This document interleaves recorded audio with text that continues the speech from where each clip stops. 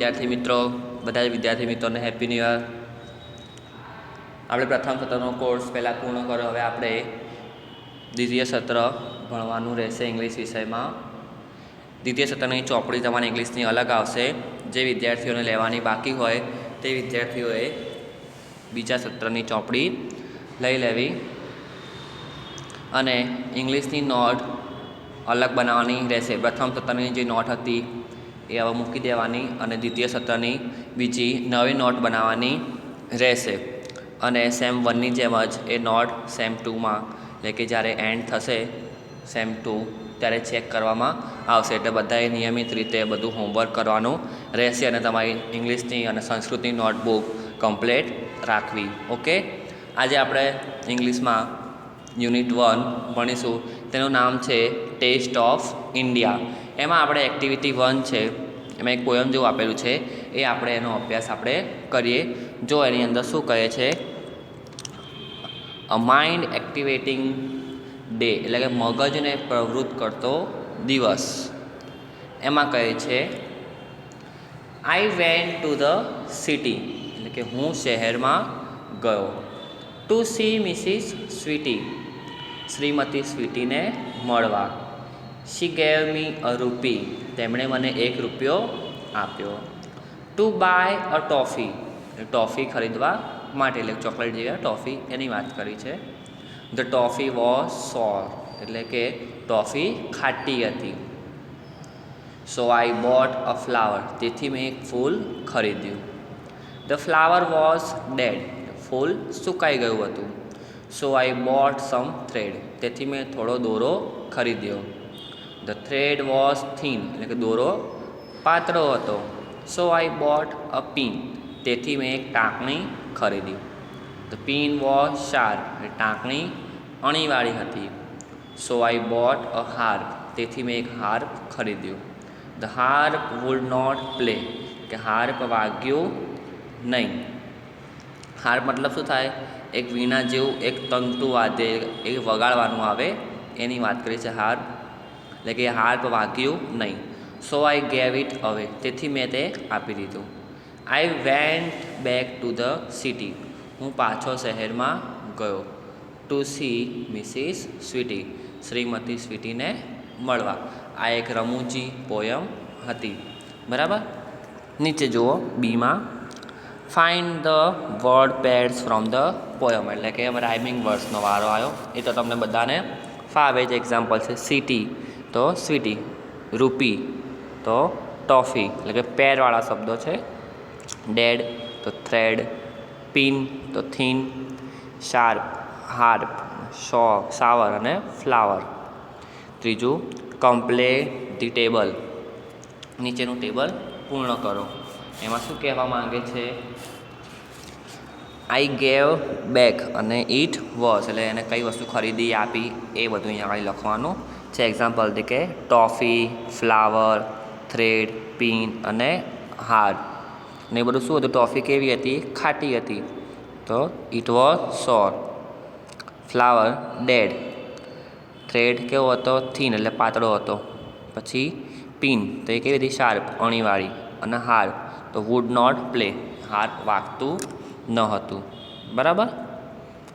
Activity 1માં ABC આપણે જોયું, એના સ્પેલિંગ તમને બતાવી દઉં। પોયમ હતી એના માઇન્ડ એક્ટિવેટિંગ એટલે જે પોયમનું નામ છે એ જ, એનો મતલબ થાય મગજને પ્રવૃત્ત કરતું। સિટી એટલે શહેર, ટુ સી એટલે જોવું, ટુ બાય એટલે ખરીદવું, ટોફી એટલે એક મીઠાઈ, શાવર એટલે ખટાશવાળું, ફ્લાવર એટલે ફૂલ, ડેડ એટલે સુકાઈ ગયેલું, થ્રેડ એટલે દોરો, થીન એટલે પાતળું, પિન એટલે ટાંકણી, શાર્પ એટલે અણીવાળું, હાર્પ એટલે વીણા જેવું એક તંતુ વાદ્ય અને ટુ પ્લે એટલે વગાડવું, બરાબર। હવે આપણે એક્ટિવિટી 2 જોઈએ। Read the following dialogues. Activity 2માં ડાયલોગ્સ આપેલા છે એ આપણે રીડ કરીશું, તેમાં શું કહેવા માંગે છે અને આપણે તેનું ભાષાંતર સમજીશું। સીન 1 રેનુબેન, આઈ એમ મેકિંગ કરી એટલે કહે છે રેણુબહેન હું કઢી બનાવી રહી છું. But I don't have card.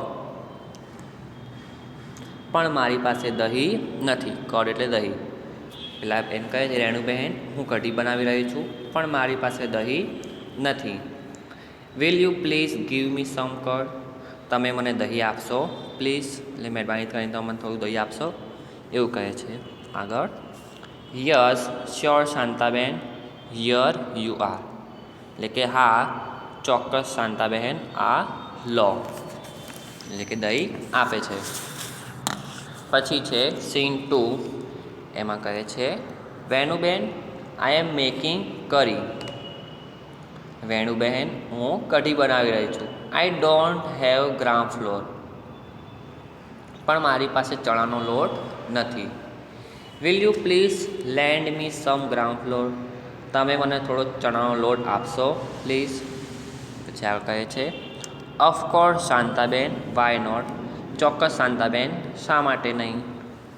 આગળ હેમુબેન આર યુ ધેર. એટલે કે હેમુબેન તમે ઘરે છો એવું પૂછે છે ઘરે જઈને.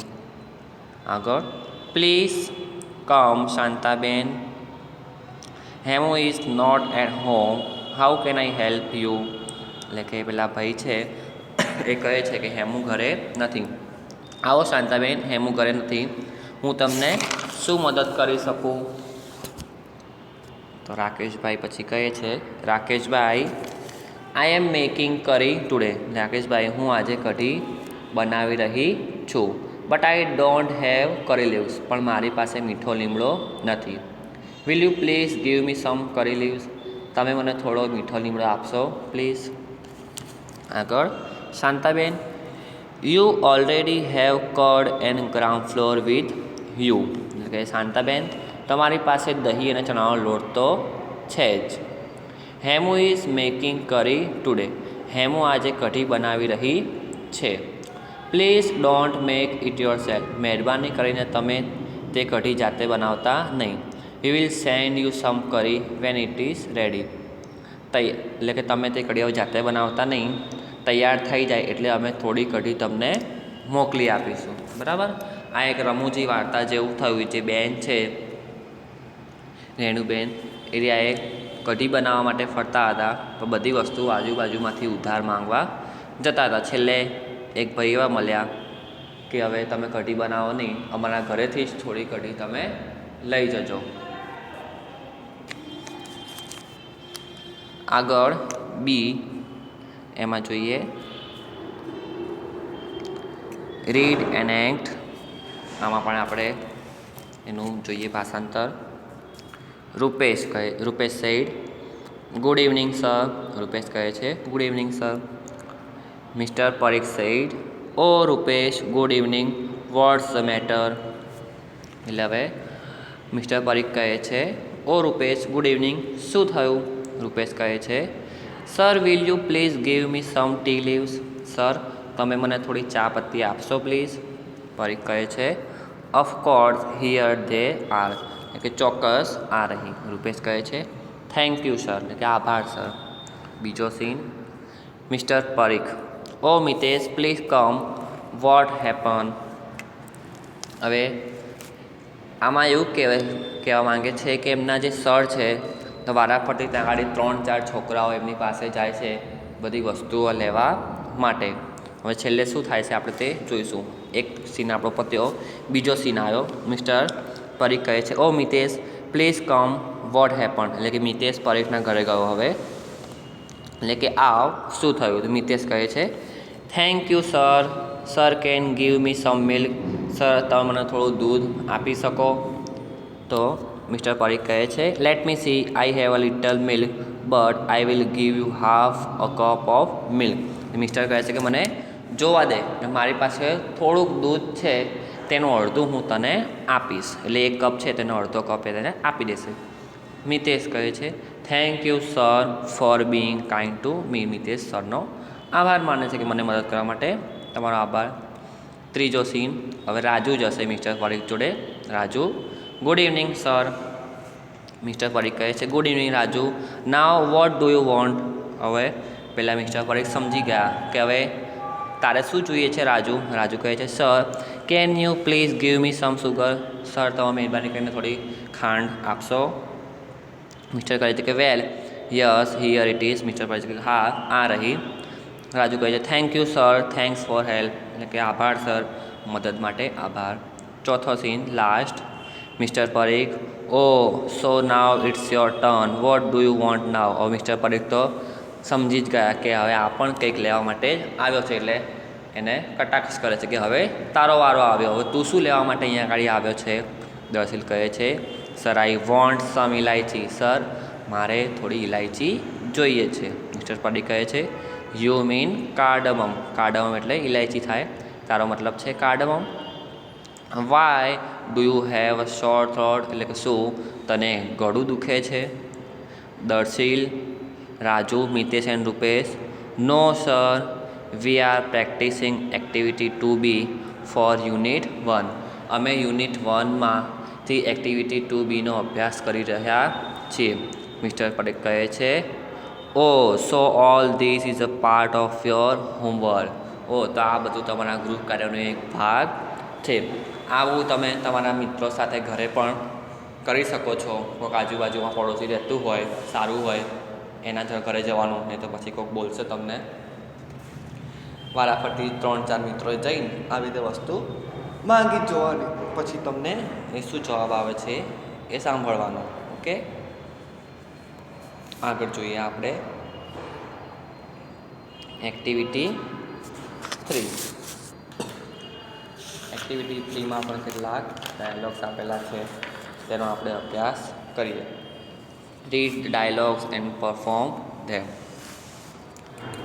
ઇન ધ કોમ્પ્યુટર રૂમ, એટલે કોમ્પ્યુટર રૂમમાં. Maitri please close the door this is an AC room, એટલે કે પ્લીઝ દરવાજો બંધ કર, આ એસી રૂમ છે.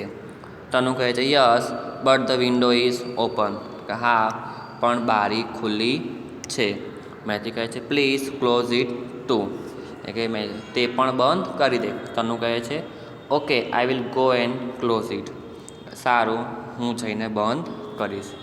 કિંજુ કહે છે is the project ready with you, શું તારી પાસે પ્રોજેક્ટ તૈયાર છે. મૈત્રી કહે છે yes it is in my pen drive, એટલે કે હા તે મારા પેન ડ્રાઈવમાં છે. પ્રોજેક્ટ તૈયાર છે અને તે એના પેન ડ્રાઈવમાં છે. She is opens her bag and looks for the pen drive, તે તેની બેગ ખોલે છે અને તેની અંદર પેન ડ્રાઈવ શોધે છે. Oh there is no pen drive in my bag, oh મારી બેગમાં તો પેન ડ્રાઈવ નથી. I can download it from my mail, મારા મેલમાં જઈને હું તે ડાઉનલોડ કરી શકું. Kinju will you please give me your pen drive. Kinju તું મને તારું પેન ડ્રાઈવ આપીશ પ્લીઝ. કિંજુ કહે છે સોરી આઈ કાન્ટ, કિંજુ કહે છે કે ના હું નહીં આપું. આઈ એમ યુઝિંગ ઇટ નાવ, અત્યારે હું તે વાપરી રહી છું. I will give it to you after the recess, હું તે તને રિસેસ પછી આપીશ. ડ્યુરિંગ રિસેસ, હવે રિસેસનો સમય આવ્યો. જો એની બેનપણી કેવી રીતે બદલો લે છે એ તમે જોજો. પહેલાં કિંજુએ મૈત્રી જોડે પેનડ્રાઈવ માંગી તો તેને ના આપ્યું, શું કીધું કે હું રિસેસ પછી આપીશ. તો હવે રિસેસ પડી, હવે શું થાય છે આપણે જોઈએ. મૈત્રી કહે છે look here is my new lunch box, કે જો આ મારું નવું લંચ બોક્સ છે, આ મારું નવું લંચ બોક્સ છે. પછી કહે છે Kinju can I see it, હું તે જોઈ શકું. મૈત્રી કહે છે of course but after the lunch come join me, હા તું જોઈ શકે છે પણ જમ્યા પછી ચાલ મારી સાથે બેસ. એટલે બદલો પૂરો થયો. બરાબર. એક્ટિવિટી 3B આપેલી છે. Complete the dialogues use the sentence given in box, એ બોક્સમાં આપેલા છે શબ્દો, એના વડે આપણે આ સંવાદ એટલે ખાલી જગ્યાઓ પૂરી કરવાની રહેશે. આપણે પહેલાં નીચે વાંચી લઈએ. Clues. Sir there is a ball and bat in our sports room, sir આપણા સ્પોર્ટ્સ રૂમમાં બોલ અને બેટ છે. Sir we will use a chair in place of stump. Sir આપણે સ્ટમ્પની બદલે ખુરશીનો ઉપયોગ કરી શકીએ. Sir I will bring the bails. Sir હું બેલ્સ લઈને આવ્યો છું. We don't need gloves and helmet. આપણી પાસે હેલ્મેટ અને ગ્લવ્સ નથી. We will play with a tennis ball. આપણે ટેનિસ બોલથી રમીશું. Sir I think Maganbhai the mid day meal cook is a big fan of cricket. He can be the umpire. Sir Maganbhai છે આપણા મિલ Cook એ ક્રિકેટના બહુ મોટા ફેન છે, એટલે આપણે તેમને એમ્પાયર રાખીએ. હવે આના ઉપર તમને ખબર પડી ગઈ કે આ લોકો ક્રિકેટ વિશે વાત કરી રહ્યા છે. આપણે એના ઉપર ખાલી જગ્યાઓ પૂરીએ. Teacher we are planning a cricket match but we don't have a kit. ટીચરને કહે છે કે આપણે ક્રિકેટનો પ્લાન કરીએ છીએ મેચનો, પણ આપણી જોડે ક્રિકેટ કિટ નથી. પ્રિતેશ કહે છે કયું વાક્ય આવશે? સર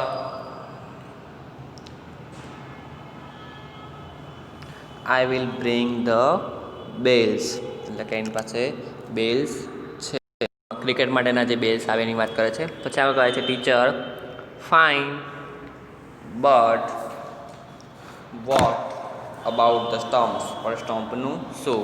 તો મનીષ કહે છે sir we will use a chair in place of stump. એટલે કે મનીષ આઈડિયા આપે કે સર આપણે સ્ટમ્પની બદલે આપણે ખુરશીનો ઉપયોગ કરી શકીએ.